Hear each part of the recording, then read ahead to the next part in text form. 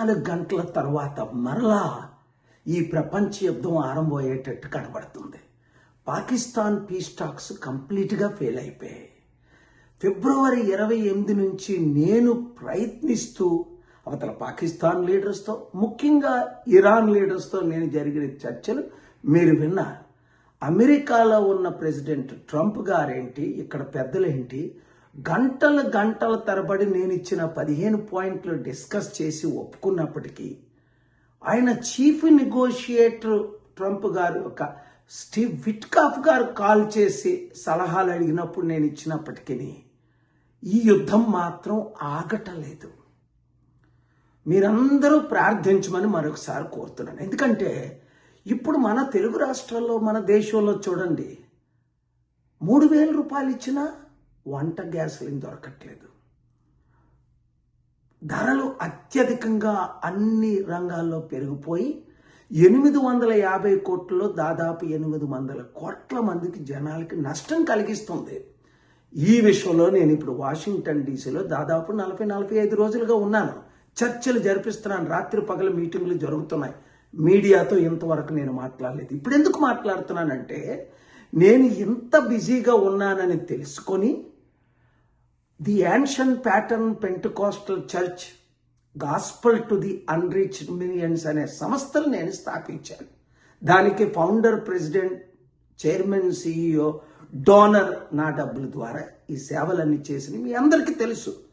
కొంతమంది రాజకీయ నాయకులు, బోర్డు మెంబర్లు కాని వారు మేమే బోర్డు మెంబర్లని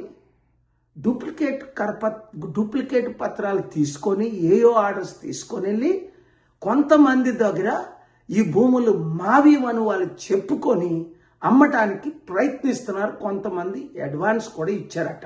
మొత్తం నష్టపోతారు. ఇప్పుడు వరకు ఎవరు ఇచ్చారు? వాళ్ళు నష్టపోయారు.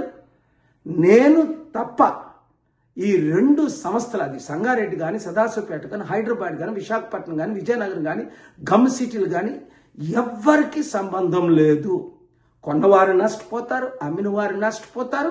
తగిన చర్యలు chief justice of India, CBI director, ప్రధానమంత్రి, హోమ్ మినిస్టర్ మొదలుకొని ఏ రాజకీయ నాయకులు వీళ్ళకి మద్దతు ఇస్తున్నారో, ఎవరు అమ్ముతున్నారో తగిన చర్యలు తీసుకుంటున్నాను. దేవుని పని మీద ఉన్నప్పుడు సైతానులు ద్వారా మీరు మోసపోకూడదని ఈ వీడియో మీడియా ద్వారా అందరికీ నేను పంపిస్తున్నాను.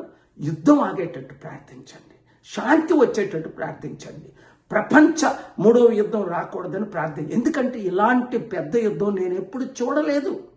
44 సంవత్సరాలుగా సేవ చేస్తున్నాను. కానీ ఏ యుద్ధమైనా 3 రోజులు, లైబీరియా యుద్ధం అయితే 30 రోజులు, హైటీ యుద్ధం అయితే 3 రోజులు, 7 యుద్ధాలు ఆపగలిగాను. కానీ ఇది మాత్రం కేవలం దేవుని ద్వారా, ప్రజలందరూ మీరు ప్రార్థించిన ద్వారా ఆగుతుంది.